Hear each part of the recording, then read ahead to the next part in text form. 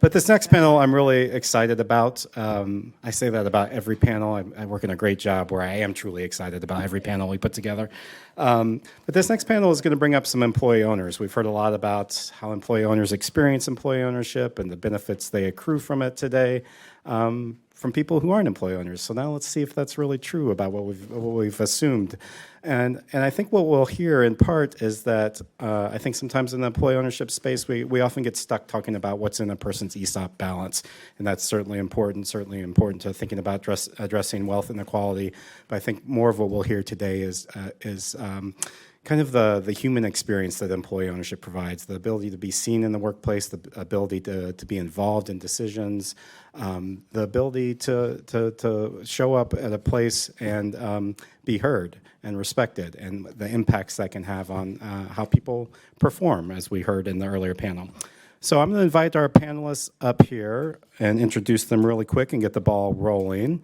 So first, we have stepping up right now is Sarah St. Ange. She's inside sales engineer at Admix, and we'll get a little bit into these different companies and organizations that they work for.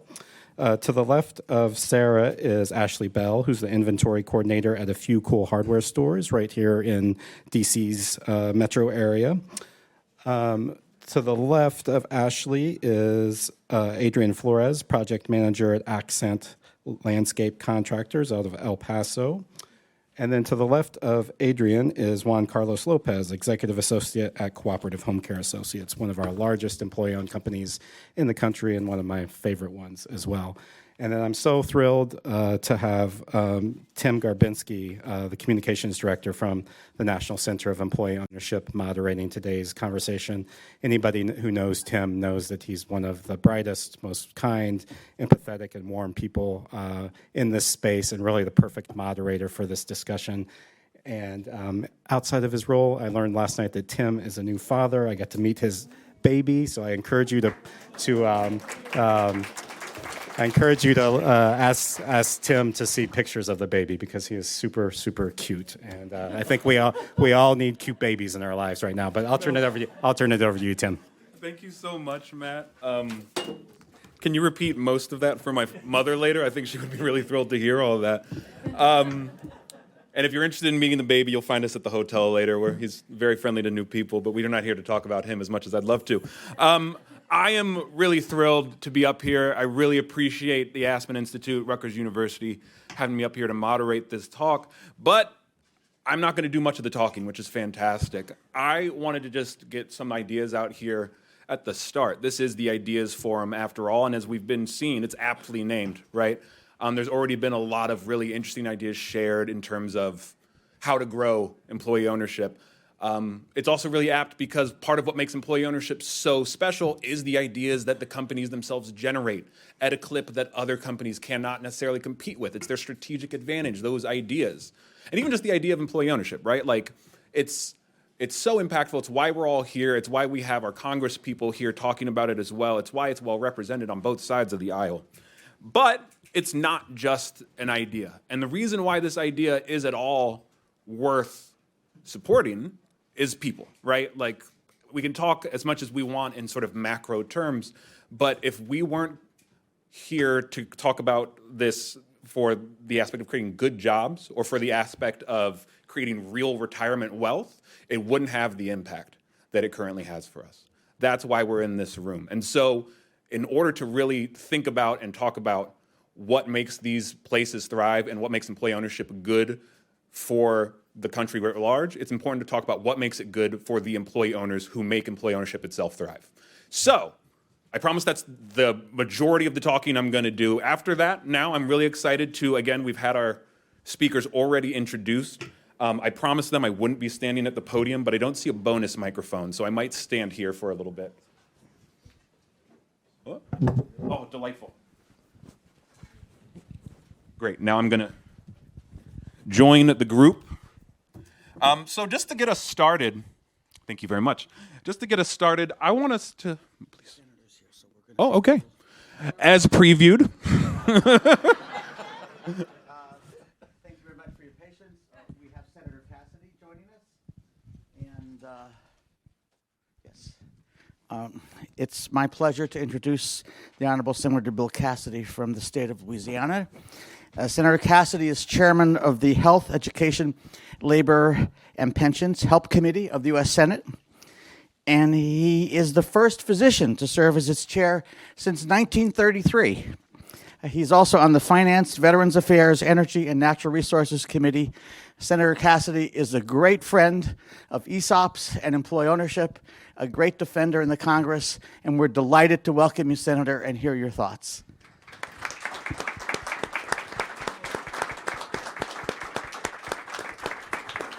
Thank you very much for coming. It's good to be here. Thank you. Okay.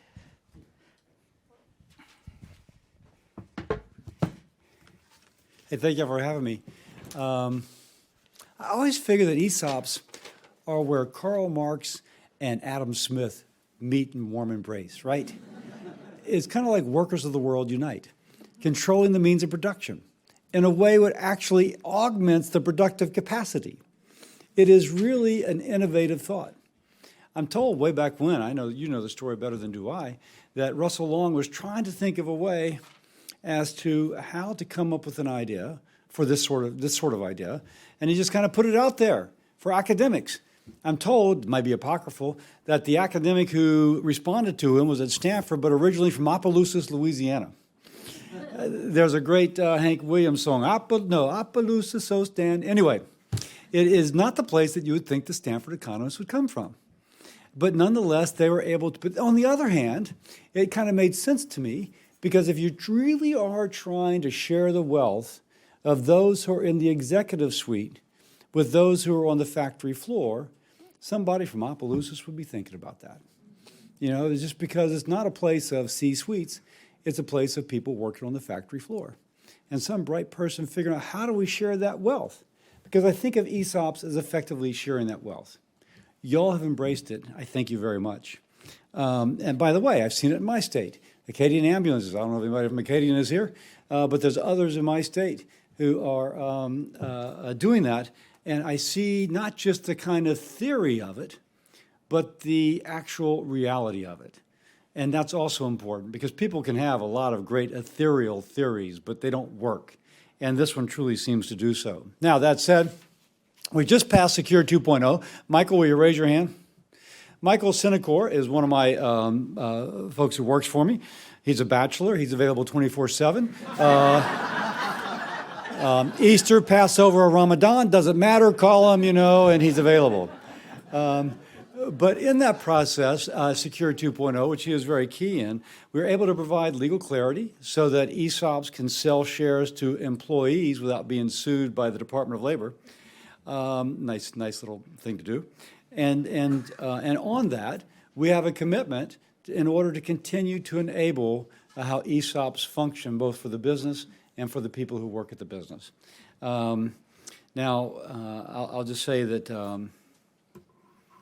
I'm told Laurie Chavez de Rimmer, which my staff calls her LCD, which sounds a little bit like something on your computer, but that she's the current Secretary of Labor, is committed to making sure that this continues to work, and I am likewise committed to working with her. There is no way, though, that LCD and I know more about ESOPs than do you. And so if we're going to make this product a better product, one that works, again, for the person on the factory floor and the person on the corner office, then it's going to be our partnership by how we achieve that. And there's something fitting that the way that we improve ESOPs, in a sense, involves that partnership, such as ESOPs themselves represent. So I do challenge y'all, if y'all have ideas about how to make them better, however you would define better, and believe me, we'll screen it, we'll make sure that it works, we'll make sure that it can pass the Senate with 60 votes or whatever it takes, reach out to us. And I made a little joke about Michael, but I'm not making a joke about Michael. He will be absolutely available when you bring those ideas, because our goal is to serve you, because you are serving the people in your business as they participate in the rising tide lifting all boats. So if you have any feedback, please get in touch with us. And then I'll close my remarks here and just thank you, Joe, for allowing me to speak. Thank you. Thank you. Vice President of the Aspen Institute. Hello, Maureen. Yeah. Thank you. Yeah. Thank you. Appreciate it. I think. Great. I'm good. Thank you.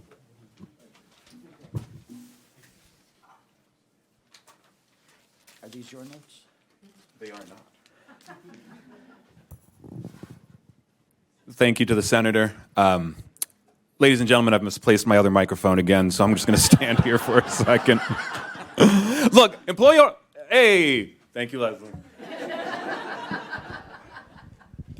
Employee ownership is successful partially because of the nimbleness and the flexibility and the adaptableness, and so that's what we're displaying here for you right now. So thank you. All right. So again, thanks to the elected Congress people for stopping by and demonstrating their support. But I'm very excited for the way that ties in. We're here because, again, these are good jobs in a time when that is in dire need, right? But what is it that makes these jobs good? Why do we support these as workplaces? We're going to talk about that here today. So to start with, I want to just dig in a little bit about your personal work histories, and I'm actually just going to start down the line. So I'm going to start with you, Sarah. If you could tell us about your path to employee ownership and your early experience of it, please. Absolutely. So hello, everyone. Very honored and humbled and excited to be here. My name is Sarah St. Ange, and I work for a small-ish employee-owned business up in Londonderry, New Hampshire called Admix. We are a manufacturing ESOP. As we said, they make up the large majority of ESOPs. And we manufacture industrial mixing equipment. So giant big mixers to little lab-scale mixers that are going to make your everyday food products, mayo, ketchup, candy coatings, pill coatings, all that kind of fun stuff. I actually got my degree from the University of New Haven in 2019 in December, saved by the bell, just missed COVID, got to walk, and my degree was in chemistry. When I graduated, I got a job in a restaurant for a little while that was supposed to be short-term, ended up being a little longer. I guess if anyone can guess why. In 2020, what happened. So when I was ready to go back into the job market in 2021, I was interviewing for positions and found a lot of positions in my field in analytical chemistry for an entry-level position. While they might pay around what I was expecting, it was either an off shift or the benefits weren't that great. And it was really hard for me to find a balance of everything that I was looking for.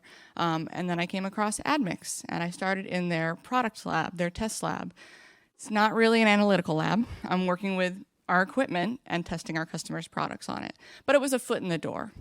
That was a very average pay, entry-level job, but what appealed to me is it was a 9-to-5, and they were all excited about this thing called an ESOP. And so I was like, all right, well, let me learn a little bit more about this. They do the ESOP, obviously, which is my stocks that I own. They also do a 401k match on top of that, so I can do a little bit of both and have some diversity there. And then on top of that, we have other benefits, such as a 980 work schedule in the summers, where I get every other Friday off, which is super nice. They do Friday breakfast every single Friday, and every co-owner switches off who brings in breakfast that Friday. We did Fresh Fruit Wednesday for a while, which is now, we had Fresh Salad Wednesday, we do Popcorn Wednesdays. It's always something. And right away, I was able to get involved very quickly. So I decided to take that chance and say, I'm going to do something completely out of my comfort zone, completely out of my wheelhouse, and try this sales company. Since then, I served, within the first 6 months, I was on our OC chair. I went to some ESOP conferences where I got to network with people in the professional world.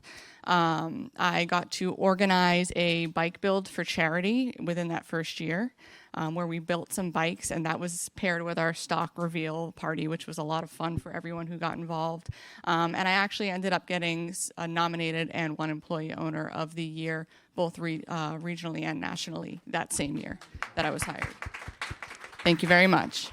But it just goes to show how many opportunities exist for someone who's just starting out in their career. I had done a short little stint at Anheuser-Busch, which is a very different type of company.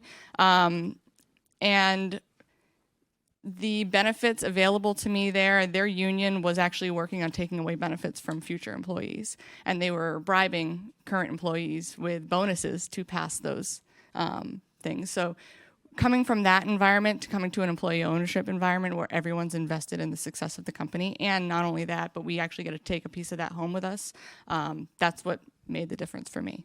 So thank you very much. Happy to be here. Awesome. Thank you so much for that, Sarah. I'm going to move now to Ashley, who similarly, you entered the workforce in its current guise under the post-COVID era, but unlike Sarah, you weren't as familiar with the employee ownership necessarily when you started. Maybe you can tell us about your experience. Sure. So I'm Ashley Bell. Thank you for having me here. I am an employee owner with a few cool hardware stores right here in DC. We also have stores in Virginia and Baltimore, Maryland. And I moved to DC in 2021. I was unemployed at the time, and it was either move back with my parents or get a job. And so I got an hourly position at my local hardware store. I had no idea it was employee owned. But shortly after I was hired, I began learning about the employees and what it meant to them to work there. There are employees that I work with that have been with the company almost since the start, and they are fully vested owners. And so they started talking to me about the employee ownership program and how it's essentially, in their eyes, the equivalent of their retirement fund. And so that was a very exciting idea. As I continued working, I went from a part-time employee to a full-time inventory coordinator, and then became an assistant manager at our Logan Hardware location, and I am now the inventory manager for the chain, which has been very exciting. And I really don't think I would have climbed that quickly in any other company other than this one. Immediately when I began working, the culture of the company was one that my ideas were heard, my voice was heard, and that was not just unique to me. Everyone is heard at our company. We are very much a family. We all know each other. We all say hi to each other. We all, are invested in one another, and we're all invested in growing our ESOP. So yeah, it's been a great 3 years here. That's fantastic. Thank you, Ashley. And I'm going to come back to a bunch of that stuff, particularly the sort of satisfaction you're saying that is sort of demonstrated across the board, and feeling heard, I think, is really important. I'm going to move now to Adrian, though, who, again, we have a really wonderful panel because it's 4 very distinct experiences. Your company, Accent Landscape, became employee-owned while you were there. So can you tell us a little bit about that experience and how it was like for you? Of course. On? Yes, sir. My name is Adrian Flores. Thank you all for having me here. Kind of excited to be here. Learning from them as well. We're Accent Landscape has been employee owned for 3 years now. So we are on. We're still crawling. Eventually we'll be walking a little bit faster. So it is exciting to be here and see the stories and grab ideas. So 9 years ago I started Accent Landscape. I've done it all. I've done oil field. I've done sales, Taco Bell, you name it, everything, right? So 9 years at Accent. Here, before it went employee-owned, I was asked, I left the company for a bit due to some family issues with my wife. When I came back, the owner asked me, could I trust you to that you're going to stay, because he really needed me. And I told him, like I said, I'm loyal, right? And at that point, at that moment in my life, I thought I was loyal, like a loyal employee, loyal to him. And it's funny how he's no longer there with us, and it's transitioned to, I thought, now I'm loyal to the company, but I am not. I've learned that I'm actually loyal to the employees and to the employees' families, because really that's what you start to see is everybody's just taking care of themselves. Each other, So I started as a shovel operator, moved into a branch manager, and then now, but now I'm a project manager for Accent Landscape. Hopefully, within the next couple of years, I'm an interim CEO. I'll be running the show, I guess you could say, and I also sit on the board and part of the ESOP committee. So being here is really exciting.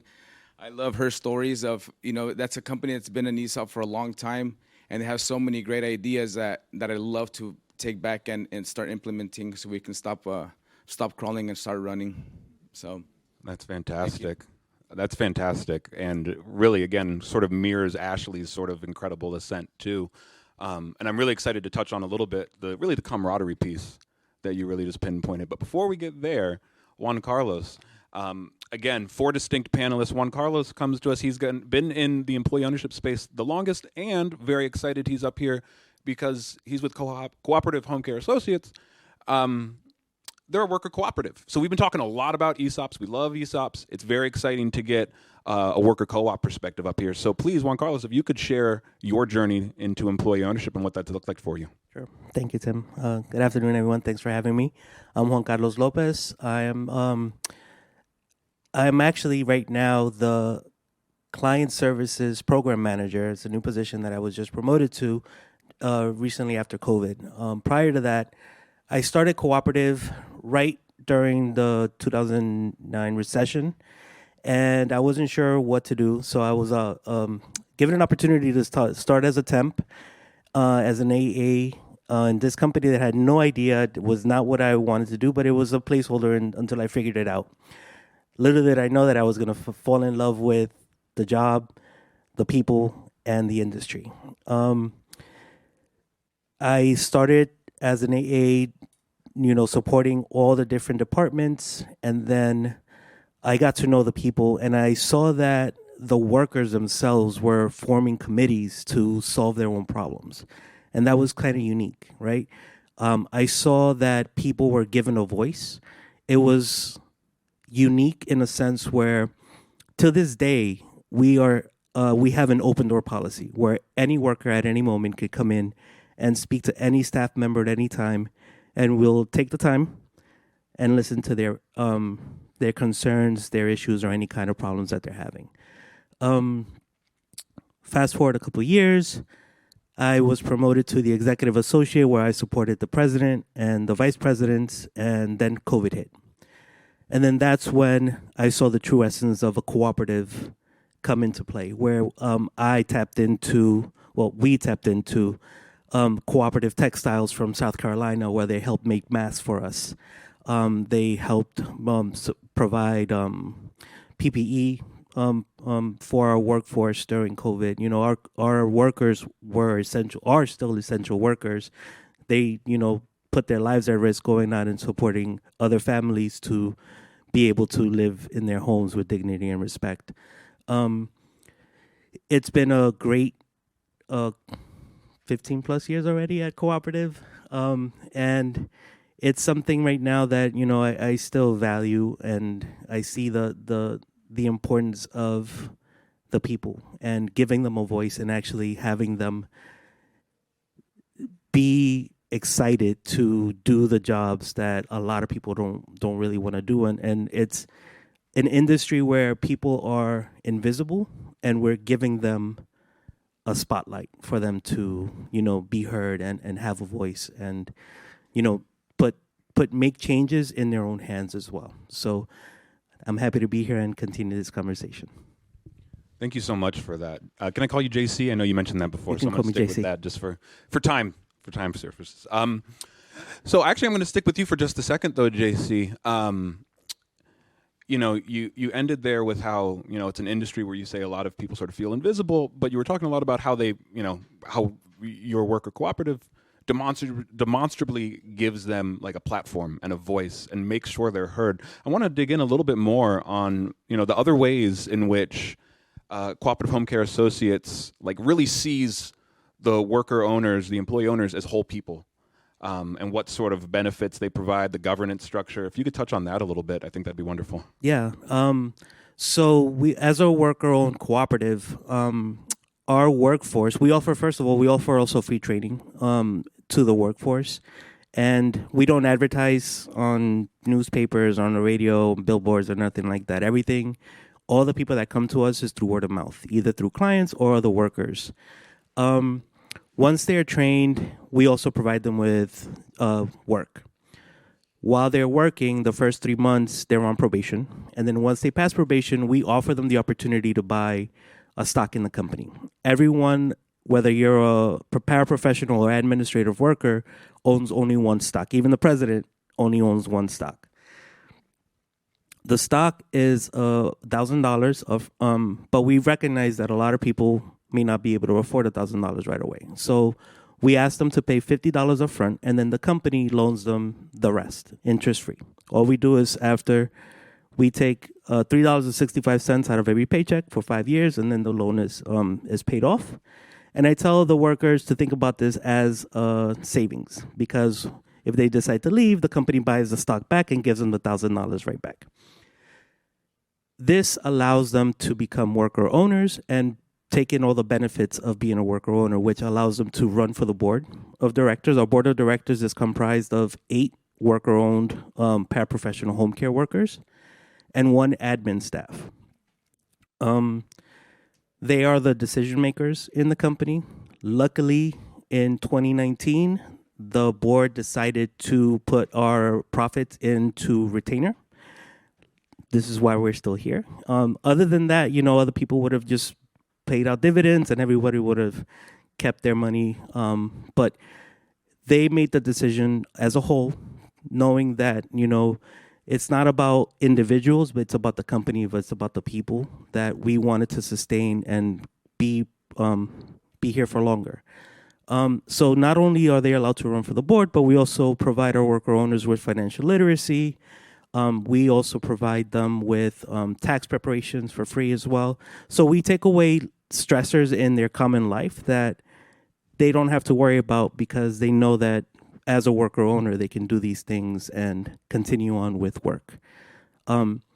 Throughout my time here at Cooperative, I've spoken to many people who have retired, and they say, it's thanks because of Cooperative that I was able to put my kids through college. And now they're the first ones in the family going to college. So it's a huge pride for our workers to say, because I'm a worker owner and I've been with Cooperative for so long, I'm able to do X, Y, and Z. I'm able to go on a cruise now and retire. It's so heartwarming to see the many stories of people just being valued and advanced in life and provide more opportunities for younger generations to come. That's great. I really, first of all, anything that reduces stressors in this day and age is probably welcome across the board. But really, that seeing them as the whole people and helping them and then creating that pride of ownership is really still so unique. And I want to touch on that now with you as well, Adrian, moving on back down the line. You've been at the company longer than it's been employee owned, and you've talked a little bit about how it impacted you, but what about with your fellow employee owners? How did that land? What has it been to sort of introduce and educate on employee ownership at Accent? Sure. So I did want to start by saying that I think when the previous owner did this, it was a true blessing.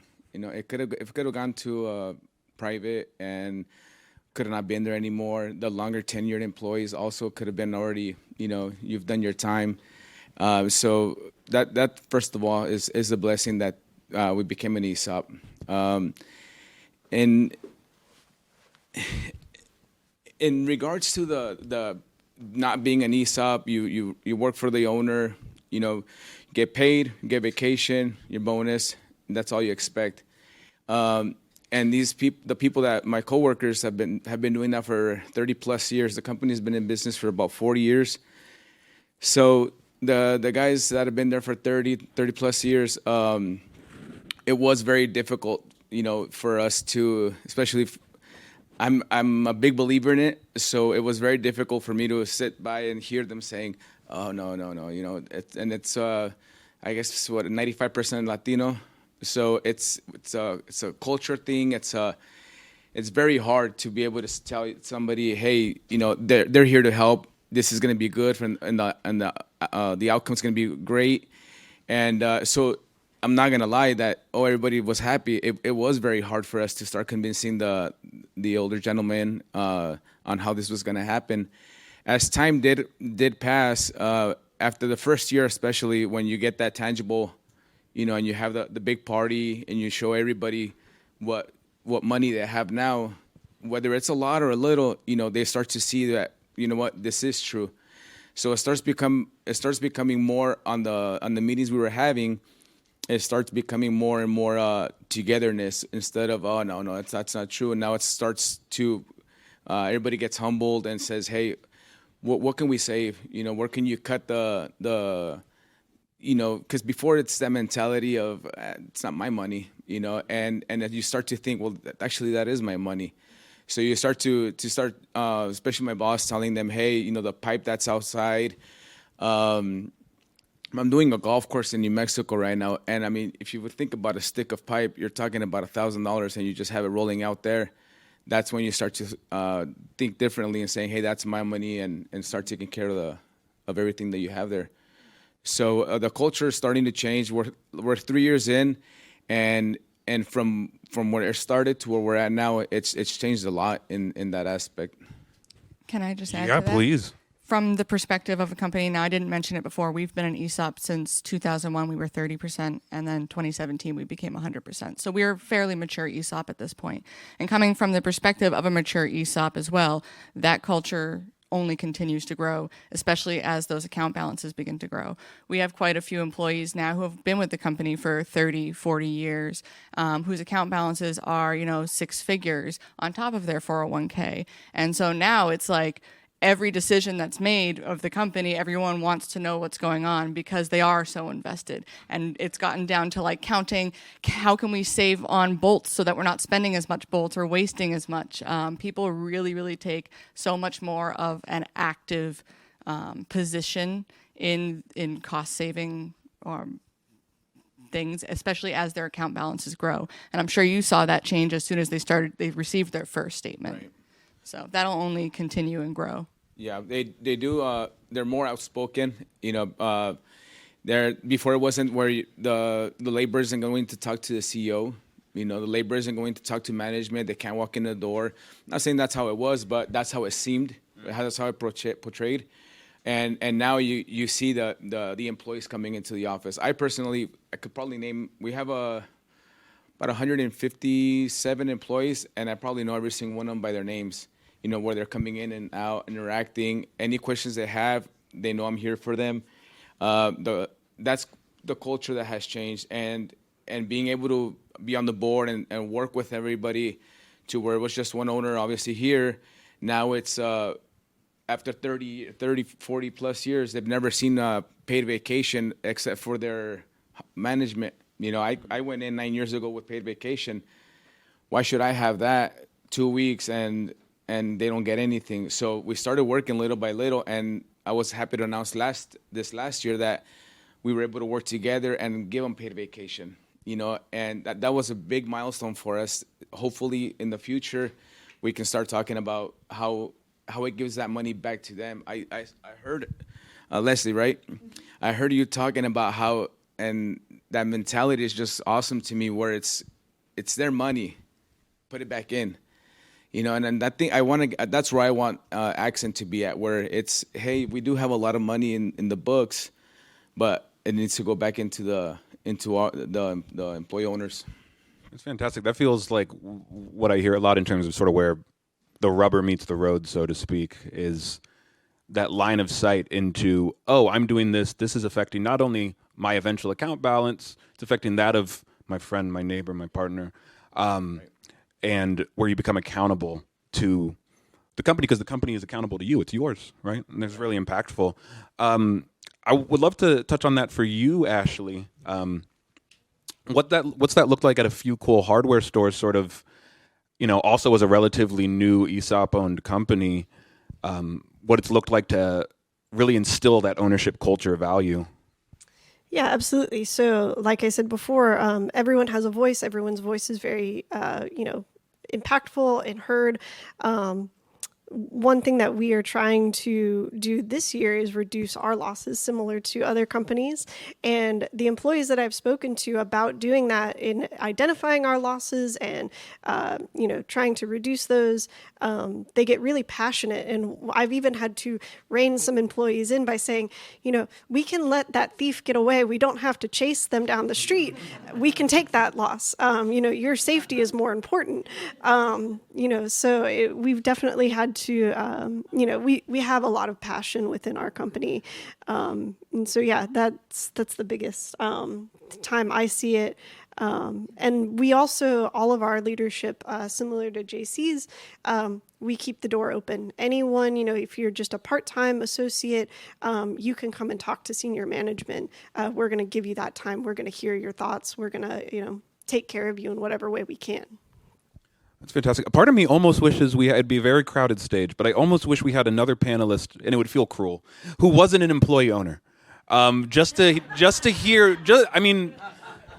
the perspective and to hear how common or uncommon these things might be. The majority of us have had other jobs, and so we can say. But even just to, after hearing it from 4 people, you sort of start to take it for granted.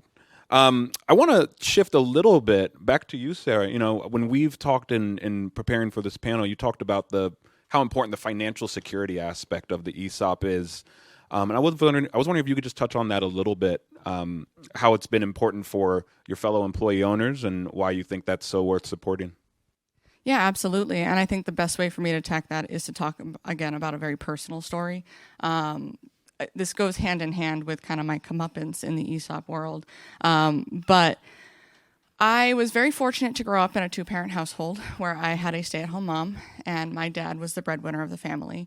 When I was in my teenage years, my parents did end up getting divorced, and my mom had to kind of start from scratch because she had been a stay-at-home mom for 15 years and kind of find her feet again in the career world.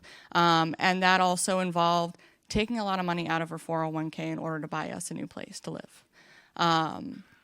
And so I saw her really struggle because that was the little nest egg that she had. And it was kind of really taken out from under her. And now she's, in her late 50s, wondering when she's going to be able to retire because she just doesn't have that savings.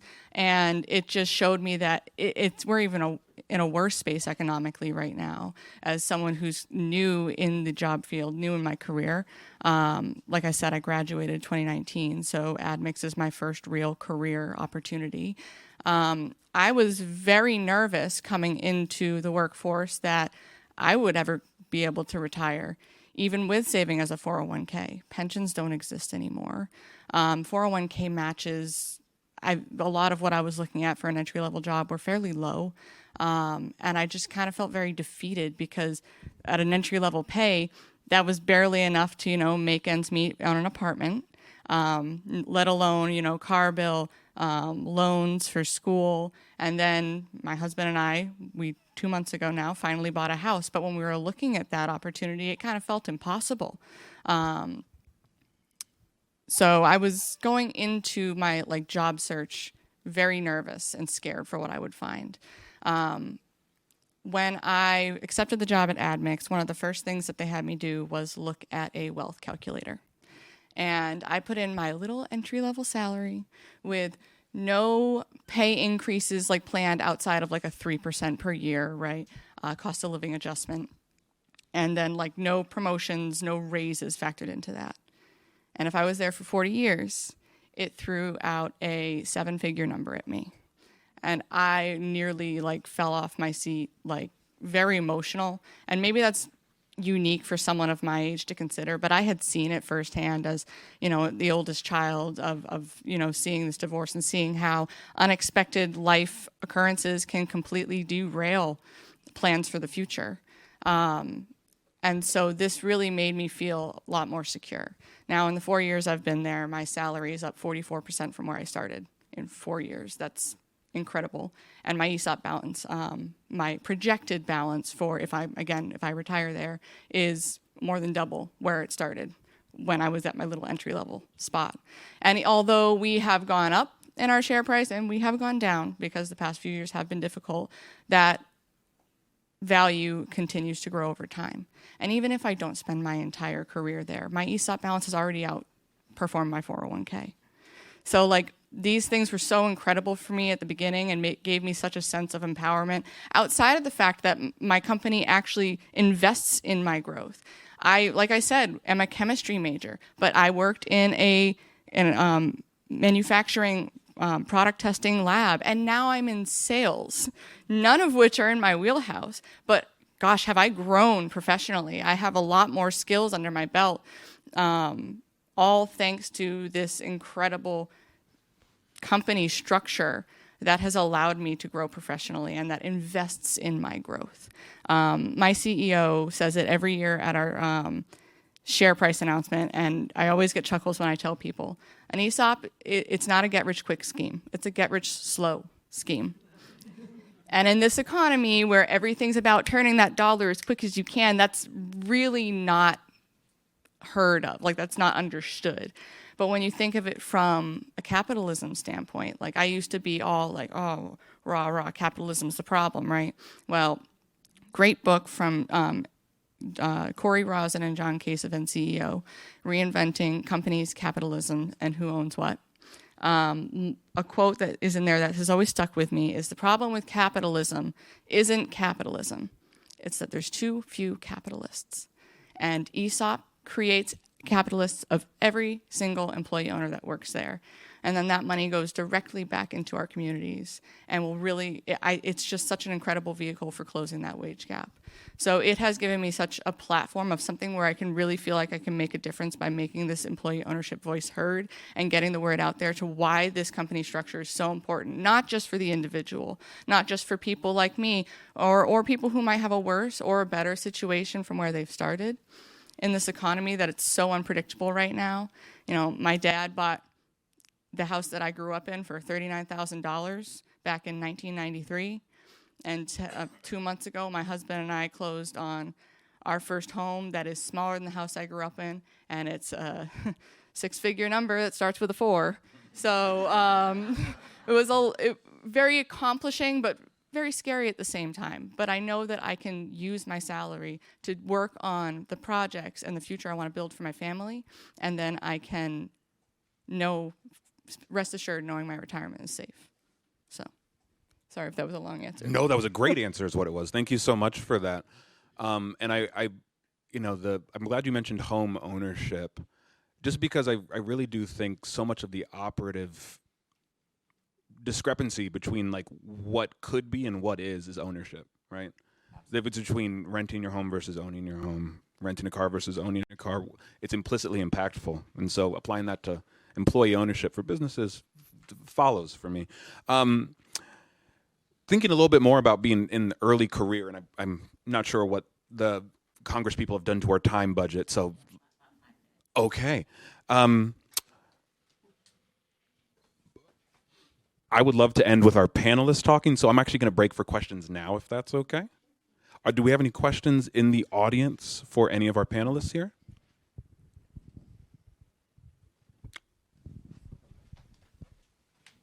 So this is for everybody. You all are champions within your companies, I'm imagining. I know you, Adrian, so I'll ask you first, but I would love to hear from everyone. What are some of the things you do as a peer to like help the people that you work with understand the ESOP or get excited about it, or at least stop mistrusting it? Right.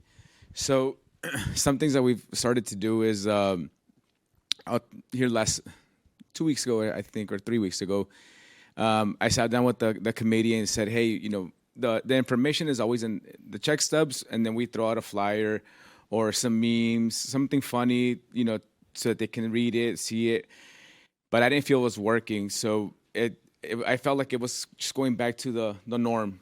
So we decided to do in El Paso, it's divided by the mountain in the middle, west side, east side, right? I'm from El Paso, Texas. And so we got all the crews that were working on the west side. We went to a park, put up a canopy, and we cooked burgers. We cooked burgers at 11 o'clock. Everybody could show up at 12. And while they showed up at 12 with the ESOP committee, we had printed out some hats that say 100% employee owned, and then gave them information. And as we're there, they're eating burgers. They're not under the gun because they're at lunch hours an hour or anything like that. It's the ESOP committees out there, networking with them and letting them know this is part of the committee. This is where we're at. Kind of keeping them in it. Don't forget about us. In other words, and that's just the beginning. That we're trying to see what we can do to keep the information out there.